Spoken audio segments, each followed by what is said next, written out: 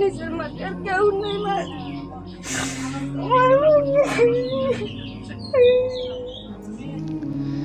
বেঁচে থাকার লড়াইয়ে ক্যান্সার আক্রান্ত 10 বছরের সুমাইয়া লক্ষ্মীপুর জেলার রামগতি উপজেলার 6 নং চরালগি ইউনিয়নের 1 নং ওয়ার্ডের বাসিন্দা পূর্ণিমা বেগম। স্বামী ইটভাটার শ্রমিক, যার আয়েই চলে 6 সদস্যের সংসার। দীর্ঘদিন ধরে মরণব্যাধি ক্যান্সারে আক্রান্ত সুমাইয়া তার মায়ের আকুল আবেদন বাঁচাতে চায় সুমাইয়াকে।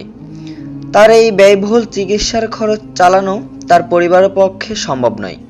সমাজের ধনাঢ্য, মানবিক এবং রাজনৈতিক ব্যক্তিবর্গদের দৃষ্টি আকর্ষণ করেছেন তার পরিবার। আসুন সকলের সহযোগিতায় বাঁচাই সুমাইয়াকে। মানবতাকে ছড়িয়ে দিতে ভিডিওটি শেয়ার করে সকলের কাছে পৌঁছে দিন।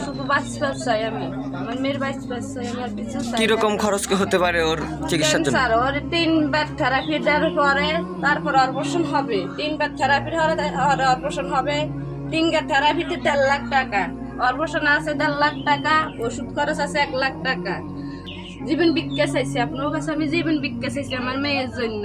আপনারা যদি ভালো করতে পারেন, কিছু সহযোগিতা করি আমার মেয়ে, আপনারা আমার মেয়ের জন্য কিছু সহযোগিতা করেন।